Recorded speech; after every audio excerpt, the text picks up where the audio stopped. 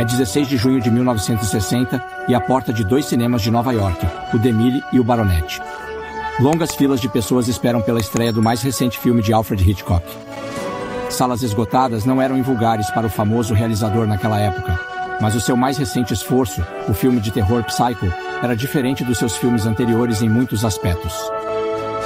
Antes de mais, ninguém queria fazer o filme. Os produtores achavam-no demasiado violento e, em geral, estranho. Mas Hitchcock estava convencido de que tinha um argumento excepcional e decidiu que o filme tinha de ser feito, custasse o que custasse. Assim, ele próprio financiou toda a filmagem e, para não ficar arruinado, optou por um filme mais barato a preto e branco. E, apesar de acreditar verdadeiramente que estava a criar algo especial, estava preocupado com a forma como a sua novidade seria recebida. Por isso, decidiu arriscar e emitiu uma declaração de que Psycho devia ser visto do primeiro ao último minuto e que os atrasados simplesmente não teriam sorte. Os donos dos cinemas responderam imediatamente que ninguém iria aparecer sob tais condições. Mas, na verdade, aconteceu o oposto.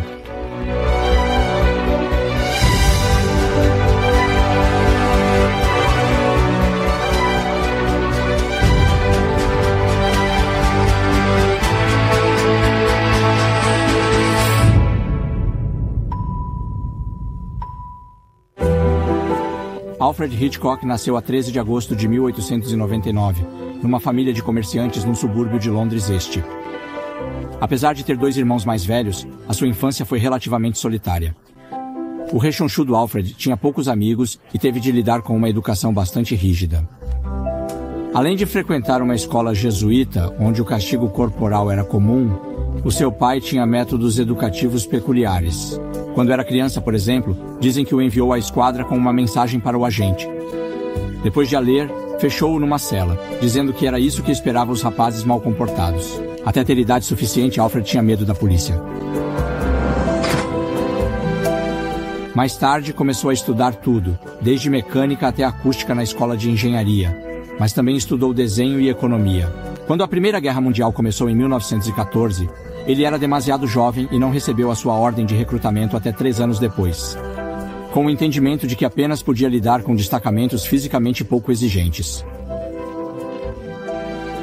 Depois da guerra, escreveu várias histórias curtas para o Henley Telegraph, onde em breve lhe foi oferecido um emprego no departamento de publicidade.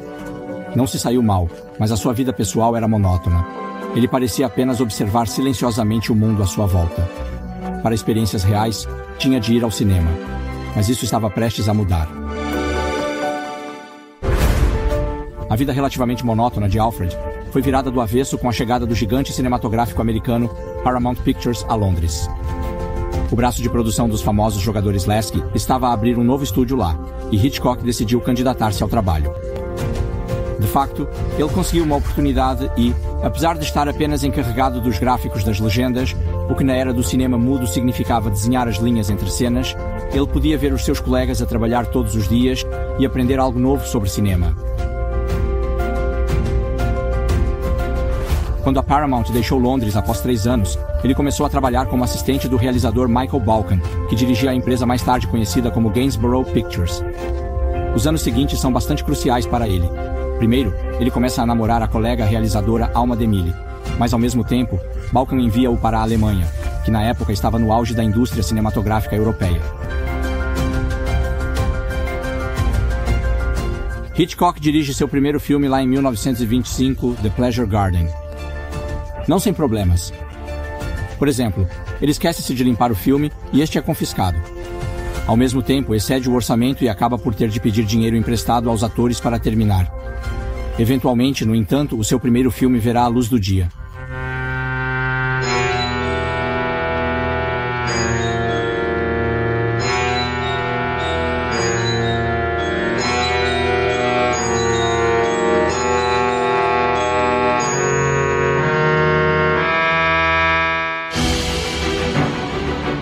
Nos anos que se seguiram, Hitchcock tornou-se um realizador relativamente famoso.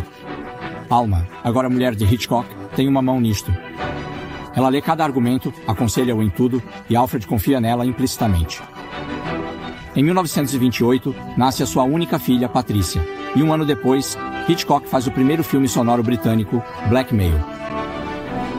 Mas é apenas com o thriller The 39 Steps que ele realmente alcança o sucesso. O papel principal foi interpretado por Madeleine Caron, uma mulher loira que iniciou a tendência das chamadas loiras de Hitchcock, que ele gostava de escolher para os seus filmes. My shoes and stockings are soaking, though I think I'll take them off. It's the first sensible thing I've heard you say. Can I be of any assistance? No, thank you. Sorry.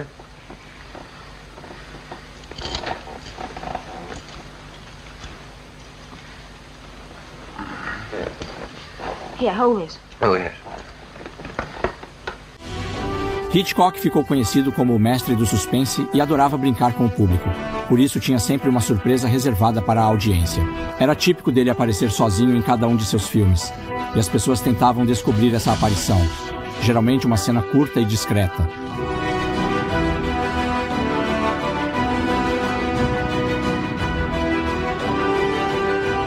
Hitchcock começou a mostrar um nível de inventividade e talento que fez a Grã-Bretanha parecer pequena para ele. Estava na hora de conquistar Hollywood.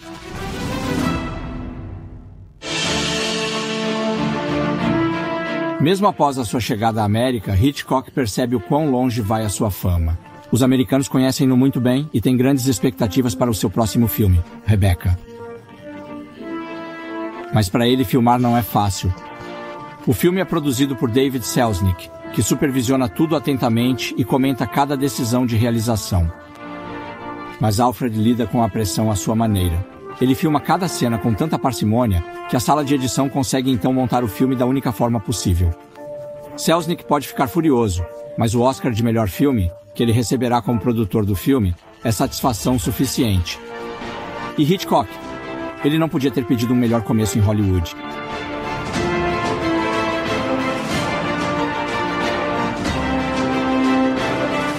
Ele está agora a fazer um filme atrás do outro.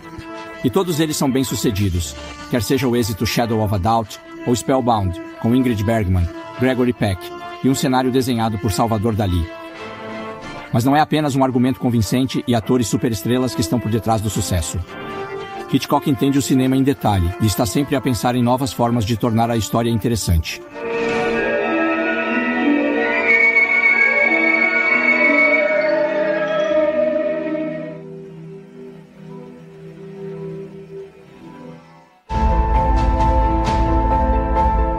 Em 1948, Hitchcock lançou o seu primeiro filme a cores, Rope.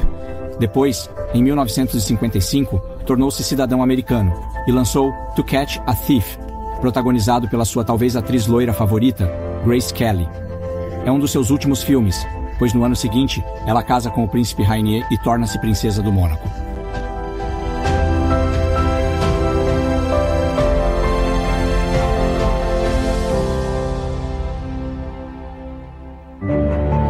O maior sucesso de Hitchcock, no entanto, é o programa de televisão Alfred Hitchcock Presents.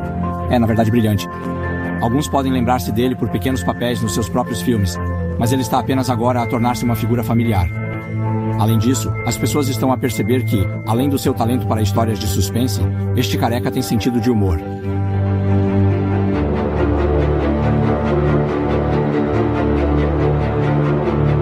Estamos agora no final dos anos 50, e com cada filme Hitchcock sente mais pressão para fazer o próximo um pouco melhor. Após o sucesso de Vertigo e North by Northwest, é um verdadeiro desafio, mas ele encontra um tema sensacional. É um livro chamado Psycho, do escritor Robert Bloch. Ele compra imediatamente todas as cópias disponíveis, adquire os direitos do filme para a história, e como o estúdio se recusa a financiar tal coisa, contrata uma equipe de TV do seu programa e embarca no projeto por conta própria. Menos de 3 meses depois, ele faz o agora lendário filme sobre uma mulher assassinada num motel decadente, gerido pelo excêntrico Norman Bates. Foi esta cena de 45 segundos, composta por cerca de 60 planos, que conquistou a admiração incondicional dos fãs, transformando um filme de terror de $800 mil num êxito de 50 milhões, e fez de Hitchcock uma celebridade absoluta.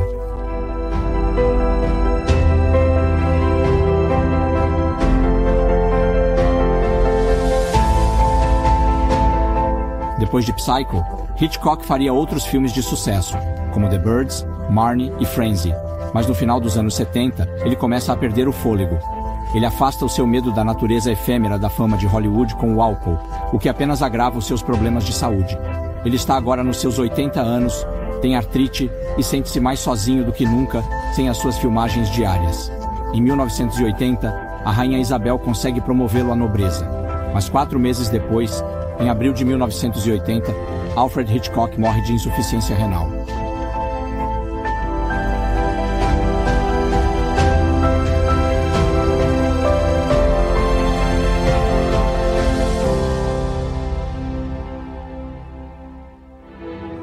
Hitchcock nunca ganhou um Oscar, apesar de ter sido indicado ao prêmio de direção 5 vezes. Não há ninguém na história do cinema com mais nomeações para a melhor realização que nunca tenha ganho. Hitchcock foi um pouco esquecido, mesmo com um Oscar honorário pela carreira. Mas que se pode dizer? Ainda hoje, mais de 40 anos após a sua morte, ele é muito mais famoso do que as dezenas que podem ostentar a estatueta dourada. Até hoje, o nome Alfred Hitchcock é simplesmente uma marca que representa os melhores sustos e arrepios que gerações de fãs de cinema vão ao cinema para ver.